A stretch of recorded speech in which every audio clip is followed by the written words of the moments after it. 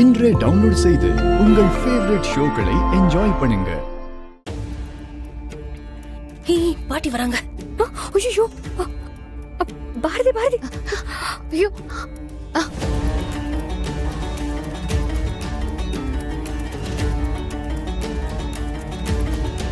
பாத பூஜையை முடிச்சிட்டீங்களா? ஆச்சு பாட்டி.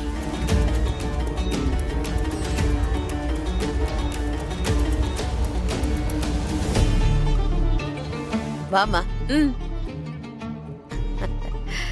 சரி, எல்லாரும் உள்ள வாங்க.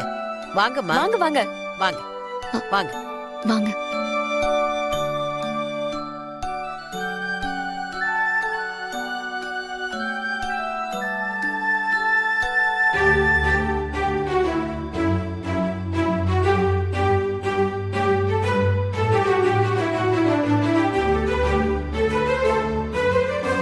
இங்க வந்திருக்கிற எல்லாரும் இந்த அம்மனை மனசார வேண்டிக்கிட்டு என் பேத்தியோட கல்யாணம் நல்லபடியா நடக்கணும்னு ஆசீர்வாதம் பண்ணுங்க.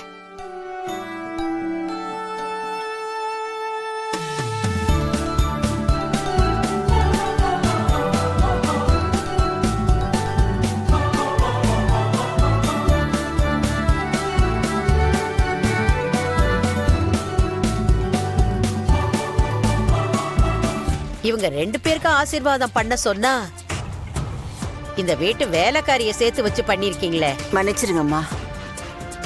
புடவை கட்டிருக்கிறதுனால இந்த பொண்ணு தான் கல்யாணம் ஆகிற பொண்ணுன்னு நினைச்சோம். நீங்க சொல்ற உங்க பேத்தி ஏதோ மாடர்ன் ட்ரெஸ்ஸா போட்டுட்டு இருக்கா, அதனால தான் குழம்பிட்டோம். மித்ரா, அவங்க சொன்னதை கேட்டல்ல. நீ மாடர்னா இருக்கிறத நான் என்னைக்குமே தப்புன்னு சொல்ல வரல. ஆனா வீட்ல இந்த மாதிரி நல்ல காரியம் விசேஷமெல்லாம் நடக்கிறப்போ புடவை கட்டிக்கிறதுனால உங்களுக்கு என்ன ஆயிட போகுது? இந்த காலத்து பொண்ணுங்க ஏன் தான் இப்படி இருக்கீங்களோ தெரியல. சொல் புத்தியும் இல்ல, சொந்த புத்தியும் இல்ல. அப்படியே போற போக்குல உங்க இஷ்டத்துக்கு வாழ்ந்துகிட்டு இருக்கீங்க. இப்ப இந்த கல்யாணம் நல்லபடியா நடக்கணும்னு தான் நம்ம இவ்வளவு பெரிய பரிகார பூஜைய பண்ணிக்கிட்டு இருக்கோம். அம்மா, இவங்க 2 பேரையும் ஆசீர்வாதம் பண்ணுங்கம்மா.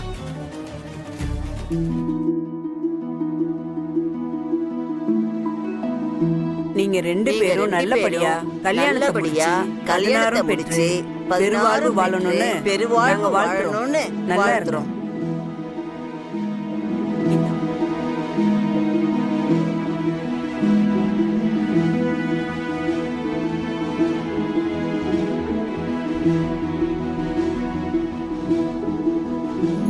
சுதாகர், சொல்லுங்க பாட்டி. வந்திருக்கிறவங்க யாருக்கும் சாப்பாட்டுல எந்த குறையும் இருக்க கூடாது. சரிங்க பாட்டி. மித்ரா, என்னம்மா பாத்துக்கிட்டு நின்னுட்டு இருக்க? வந்தவங்களுக்கு இலைய போட்டு சாப்பாடு போடுமா. போமா போ.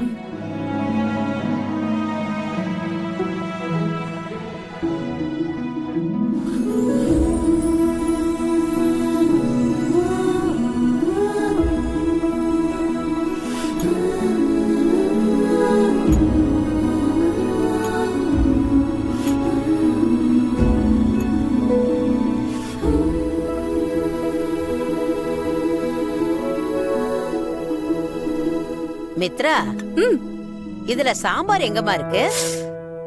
ஐயோ, கிச்சன்ல இருக்கு பாட்டி. எடுத்துட்டு வரவே மறந்துட்டேன். இருங்க, நான் போய் எடுத்துட்டு வரேன். சீக்கிரமா போய் எடுத்துட்டு வா.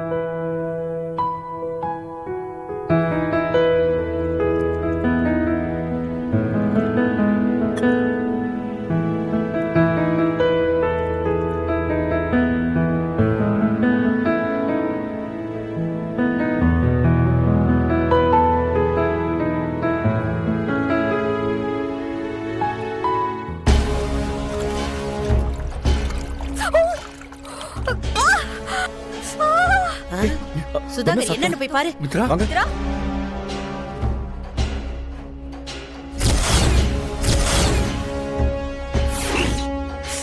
என்ன மித்ரா? என்னாச்சு? மித்ரா, என்னாச்சு? மித்ரா, உனக்கு தான் இந்த வேலை எல்லாம் செஞ்சு பழக்கம் இல்லல்ல? கேர்ஃபுல்லா இருக்க மாட்டியா? ஓ, போய் ஃபர்ஸ்ட் எய்ட் பண்ணு போ.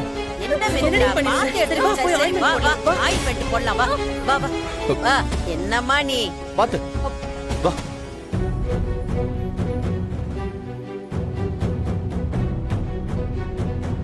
இன்னைக்கு உன் கையால தான் இங்க இருக்கிற எல்லாருக்கும் வயிறு நிறையணும்னு அந்த அம்பாள் முடிவு பண்ணியாச்சு. அதனால தான் இந்த மாதிரி எல்லாம் நடந்திருக்கு. பசிங்கிறவங்களுக்கு சாப்பாடு போடுறதை விட பெரிய புண்ணியம் வேற எதுவும் கிடையாது. ஒரு பரிகாரத்துக்காக இந்த சாப்பாட்டை ரெடி பண்ணிருக்கலாம். ஆனா நீ பரிமாறுறதுனால அதோட பலன் எந்த விதத்திலையும் மாற போறதில்ல. என்ன நடக்கணும்னு இருக்கோ அதுதான் நடக்கும். பாரதி, இதுக்கப்புறமா நீ எதுக்காக யோசனை பண்ணிட்டு இருக்க? அந்த அம்மா சொன்னதை கேட்டேல்ல, அவங்க எல்லாரும் பசியில உக்காந்துருக்காங்கம்மா. இந்த நேரத்துல எது சரி எது தப்புன்னு யோசிக்கிறது சரி கிடையாது. அந்த கடவுள் மேல பாரத்தை போட்டுட்டு எல்லாருக்கும் சாப்பாடு போடு, எல்லாம் நல்லதே நடக்கும். பாரதி, அவங்க யாரும் எதுவும் சொல்ல மாட்டாங்க. நான் பேசிக்கிறேன். நீங்க ஆக வேண்டியதை பாருங்க. சரிங்க சார்.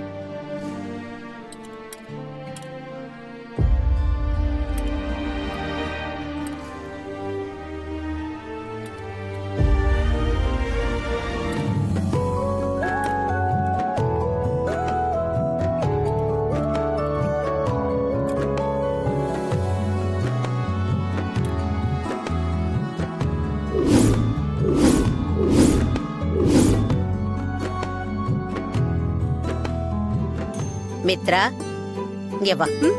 உன் கையால இந்த தாம்பூல தட்டை எடுத்து அவங்களுக்கெல்லாம் கொடு.